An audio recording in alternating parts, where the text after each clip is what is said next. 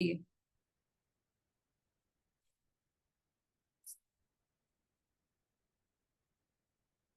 बताया उसमें? करोड़ों जन्मों तक तप तप लो, फिर भी क्या है वो? कोटि जन्म तप तपे ज्ञान बिन कर्म नहीं, दूसरा मुनिव्रत धार अनंत बार।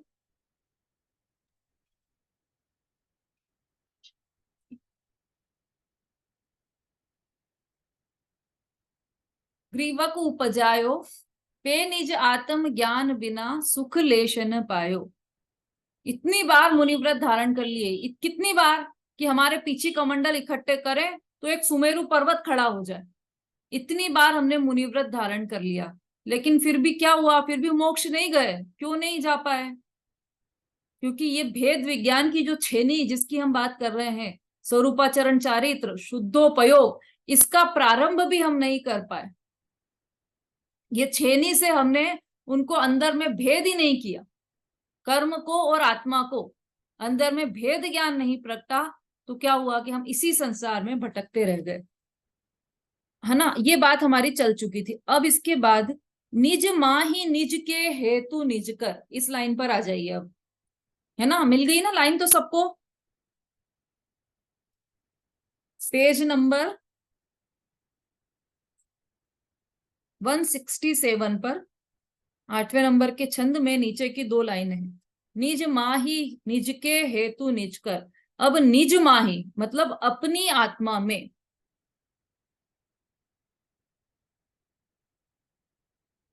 अपना जो शुद्ध स्वरूप है उसमें, है ना, कहीं और नहीं, अपने में ही।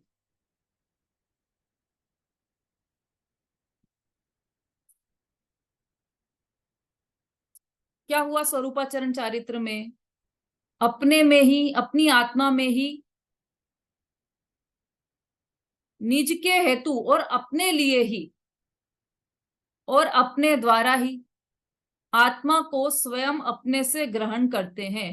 स्वरूपाचरण चारित्र की दशा का वर्णन है ये। क्या होता है स्वरूपाचरण चारित्र में?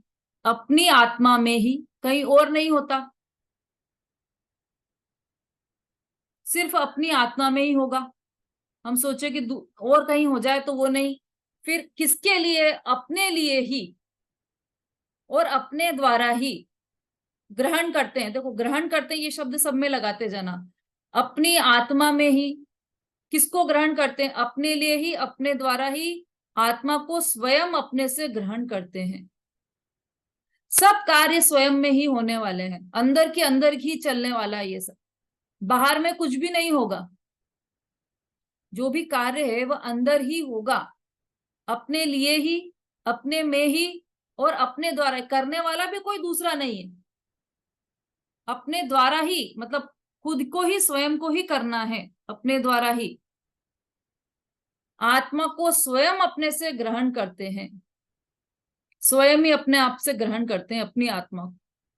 आत्मा को ग्रहण करने के लिए ऐसा हम सोचे कि शास्त्र में से ज्ञान आ जाए, ये जो शास्त्र है उसमें से ज्ञान आ जाए तो हमारी आत्मा को हम ग्रहण कर पाएंगे।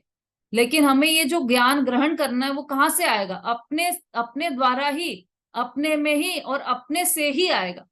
उसका आधार अन्य कोई भी नहीं है। तब गुण गुणी ज्ञाता, ज्ञान का विषय और ज्ञान में देखो गुण। अब ये देखो, इसको समझो। गुण, गुण अर्थात जो आत्मा में धर्म है या गुण है। क्या क्या गुण है आत्मा में? ज्ञान, दर्शन, सुख, वीर्य, प्रभुत्व, विभुत्व, अनंत गुण है आत्मा में।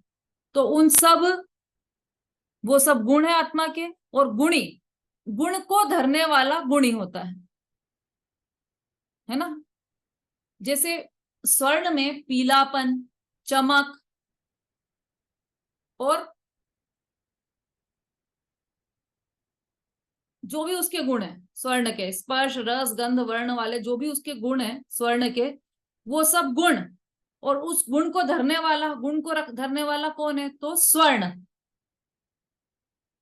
पीलापन उसका गुण और स्वर्ण गुणी, मतलब अनंत गुण को धरने वाला गुणी। ऐसे ही आत्मा में ज्ञान, दर्शन आदि अनंत गुण और उन गुणों को धरने वाला गुणी। दो हो गए। तीसरा ज्ञाता, ज्ञाता मतलब जानने वाला, वह ज्ञाता। फिर ज्ञेय, ज्ञेय मतलब ज्ञान का विषय, जो जानने में आ रहा है, वह ज्ञेय।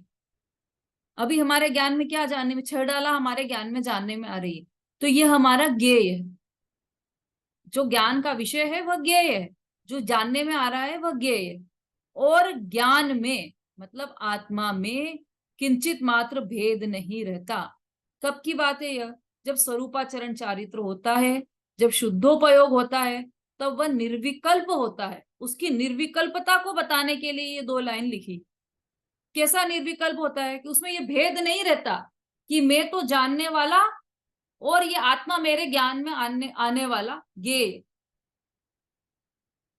या फिर ये जो ज्ञान दर्शन आदि गुण है, ये गुण है और मैं उनको अभेद रूप से धारण करने वाला गुणी हूं।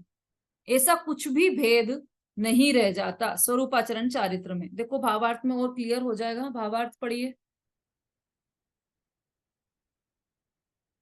संगीता जी।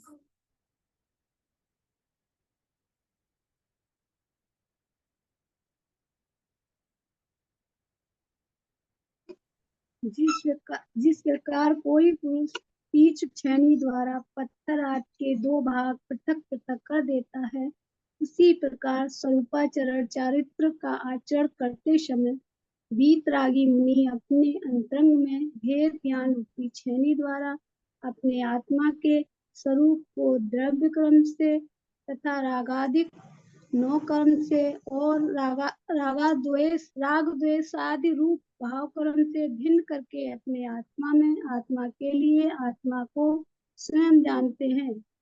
तब उनके स्वानुभव में गुण गुणी तथा ज्ञाता ज्ञान और ज्ञेय ऐसे कोई भेद नहीं रहते। ठीक। देखिए, जब स्वरूपाचरण चारित्र का आचरण करते समय वीतरागी मुनि, देखो सबसे पहली बात तो यह है कि कोई ऐसा कहे कि ये तो मुनिराज की बात है, तो ये स्वरूपाचरण चारित्र सातवें आठवें गुण स्थान में होगा, सातवें आठवें गुण स्थान की बात की है यहाँ पर, तो ऐसा नहीं है। जब प्रथम अनुभव होता है तो उस प्रथम अनुभव के काल में ही निर्विकल्प स्वभाव की पहली दृष्टि जब होती है, तब आत्मा गुण और गुणी और मैं ज्ञान और मेरा द्रव्य गुण पर्याय, मेरे ज्ञान का ज्ञेय, ऐसा विकल्प सब छूट जाता है। कब छूट जाता है? जब स्वरूपाचरण चारित्र होता है। और ये स्वरूपाचरण चारित्र कब होता है? सातवें आठवें गुण स्थान में नहीं होता, ये प्रथम अनुभव होता है। तो वह प्रथम अनुभव कब होता है? चतुर्थ गुण स्थान में जब प्रथम अनुभव होता है, उसी काल में यह सब स्वरूपाचरण चारित्र हो जाता है ना। और देखो ये कि इसमें तो ऐसा नहीं लिखा, इसमें तो छड़ाला में तो मुनिराज के संदर्भ में यह बात आई है। ऐसा किसी किसी का ऐसा आशय रहता है कि ये तो छड़ाला में स्वरूपाचरण चारित्र का वर्णन छठी ढाल में जब मुनिराज के स्वरूप का वर्णन हो रहा है, उसके बीच में किया गया है। तो मुनिराज का कौन सा गुण स्थान है? मुनिराज का तो छठा गुण स्थान है, छठा सातवां गुण स्थान है मुनिराज का। तो ये जो स्वरूपाचरण चारित्र है वह भी सातवें गुण स्थान में होता होगा। तो ऐसा बिल्कुल भी नहीं है, क्योंकि हमारे पास आधार है इसका। देखो कुंद कुंदाचार्य को तो सभी मानते हैं। हमारी जो प्रतिमाएं हैं, जितनी भी प्रतिमाएं हैं, सब पर कुंद कुंदाचार्य आमना है ऐसा लिखा हुआ है। तो कुंद कुंदाचार्य तो बहुत प्राचीन ग्रंथ है, धर्म के धुरंधर हैं। मतलब उनको तो कलिकाल सर्वज्ञ, कलिकाल तीर्थंकर जैसा कहा गया है कुंद कुंदाचार्य को, है ना। तो उन्होंने जो समय सार लिखा है, उसमें जो टीका आई है, उसमें अमृत चंद्राचार्य देव ने भी यही बात लिखी है।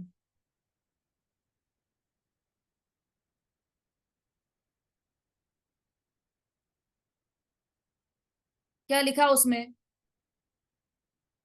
कि कोई कहे कि शुद्ध उपयोग तो सातवें और आठवें में ही होता है, वह चारित्र सहित के शुद्ध उपयोग का वर्णन है।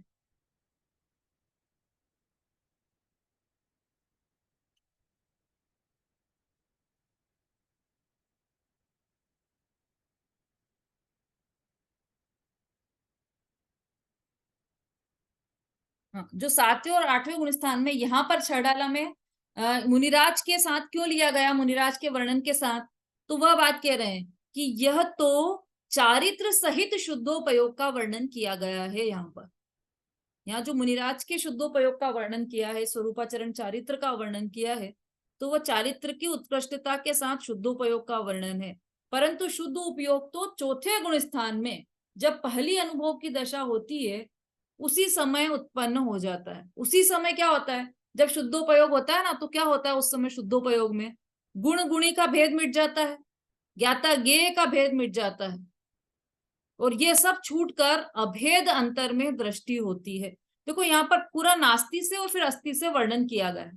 पहले की जो ऊपर की 2 लाइन है, जिन परम पेनी सुबुधि छेनी डारी अंतर भेदिया, इसमें क्या किया, वर्णादि अरुरागादिते निज भाव को न्यारा किया।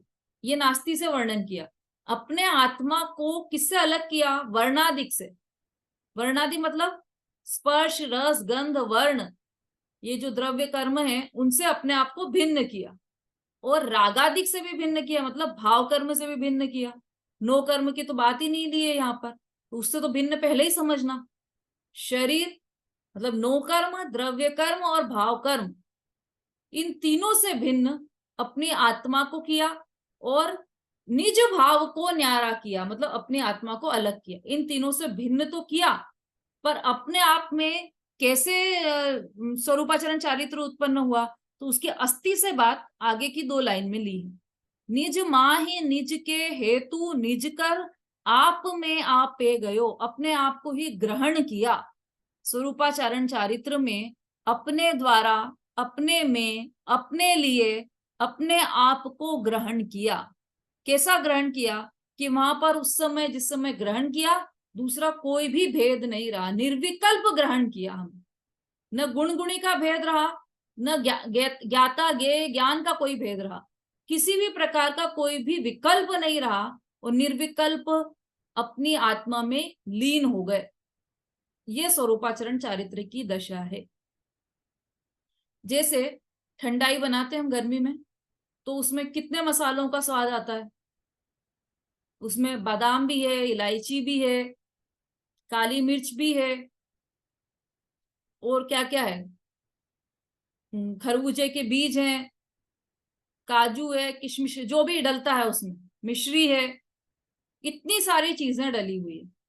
अब आपने ठंडाई पी और कोई आपसे पूछे, आपने पी और कि मजा आ गया, ठंडाई में तो मजा आ गया कि आज तो बहुत ही बढ़िया ठंडाई बनाई है आपने, तो मजा आ गया, ऐसे करके ग्लास रखी, और किसी ने आकर धीरे से पूछा क्यों इसमें काली मिर्ची कुछ थोड़ी सी कम रह गई है क्या, किसी ने आकर आपसे पूछा, तो आप क्या जवाब दोगे कि अच्छा ऐसा है क्या, क्योंकि आज हमने दूसरी काली मिर्ची डाली है तो उसका टेस्ट कैसा रहा, तो अच्छा ऐसा क्या, मैंने ध्यान नहीं दिया। क्यों, आपने पूरी ठंडाई पी ली ना, तो फिर काली मिर्ची भी है उसमें और कैसी है वो क्यों नहीं ध्यान रहा, कि रुको जरा सा और दो, और चखेंगे हम। फिर चखा दूसरी बार, तब पता चला कि अच्छा हाँ इसमें काली मिर्च का कुछ अलग टेस्ट आ रहा है। तो जब पहले ठंडाई पी थी तब काली मिर्च थी कि नहीं थी उसमें, थी, थी ना। और उस समय जब आपने ठंडाई पी थी तो उसको जब पिया तो उसमें काली मिर्च आपके गले में गई या नहीं गई, जीभ पर लगी या नहीं लगी, सब हुआ। लेकिन क्या हुआ उस समय कि विकल्प पर भेद पर भेद का विकल्प नहीं रहा। अभेद एक ठंडाई पी, गटगट पी के चले गए, तो भेद का विकल्प नहीं रहा, तो उस ठंडाई का आनंद आया, है ना। कोई चखने को दे कि ठंडाई जरा चखना, तो उसमें इसमें चखो जरा, क्या चखना है इसमें, कि इसमें शक्कर की कैसी डली है, कम है या ज्यादा है, तो इतनी सी चखी हमने, तो उसमें हमको कि अच्छा इसमें तो शक्कर थोड़ी सी ज्यादा है, ऐसा। अच्छा तो फिर अब आपने पी ली ना, बस अब आपको नहीं मिलेगी कि नहीं मैंने पी नहीं, वो तो मैंने टेस्ट की थी। तो उस समय टेस्ट करने में उपयोग हमारा एक चीज पर गया, और जब पीने का आनंद लिया तब तो पूर्ण अभेद वस्तु पर उपयोग गया हमारा, तब वो आनंद आया। बाजार में गए हम नेकलेस खरीदने,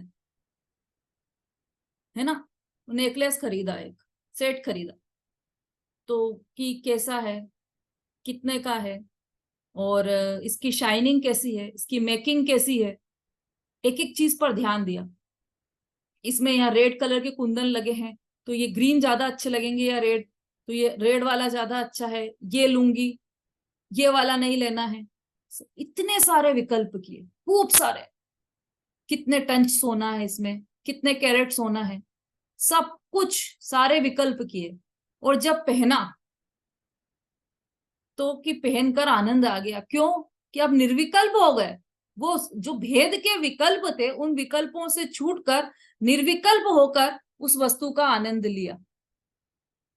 कि अभी भी विकल्प चल रहे हैं, अरे इसमें है ना ये ऐसा तो नहीं है, अरे इसकी शाइनिंग कम ज्यादा ना हो जाए, ऐसा विकल्प नहीं। जब तक विकल्प चलेगा तब तक आनंद नहीं आएगा, और जब आनंद आएगा तब विकल्प दिखाई भी नहीं देगा। ऐसे ही जब स्वरूप का आनंद हुआ, तब ये गुण गुणी का भेद नहीं रहता, ज्ञाता ज्ञेय का भेद नहीं रहता, मैं जानने वाला हूं और ये ज्ञायक स्वरूप मेरे जानने में आने वाला है, यह भी भेद नहीं रहता, पूरा एक मेक हो जाता है। निज माही निज के हेतु निज कर, आप में आपे गयो, पूरा अपने आप में ही लीन हो जाता है। वो स्वरूपाचरण चारित्र की दशा का वर्णन यहाँ पर किया। तो जिस प्रकार कोई पुरुष तीक्ष्ण छेनी द्वारा पत्थर आदि के दो भाग पृथक पृथक कर देता है, उसी प्रकार अपने अंतरंग में भेद विज्ञान रूपी छेनी द्वारा अपने आत्मा के स्वरूप को द्रव्य कर्म से तथा शरीरादिक नो कर्म से और राग द्वेषादिक रूप भाव कर्मों से भिन्न करके, यहाँ भावार्थ में तीनों लिए है ना, वो इंक्लूड है उसमें। ऊपर दो लिए हैं, तो उसमें जब द्रव्य कर्म और भाव कर्म की बात कर रहे हैं तो नो कर्म तो अपने आप ही समझ लो, वो तो स्पष्ट रूप से ही पृथक है ना। तो यहाँ पर इसलिए उसको विश्लेषण करके तीनों लिए हैं, द्रव्य कर्म, नो कर्म और भाव कर्म, तीनों से भिन्न करके अपने आत्मा में, आत्मा के लिए, आत्मा को स्वयं जानते हैं। आत्मा के लिए आत्मा को स्वयं जानते हैं, तब उनके स्वानुभव में गुण गुणी तथा ज्ञाता ज्ञान और ज्ञेय ऐसे कोई भेद नहीं रहते। ठीक है, समझ में आ गया सबको? इतना आगे बढ़े।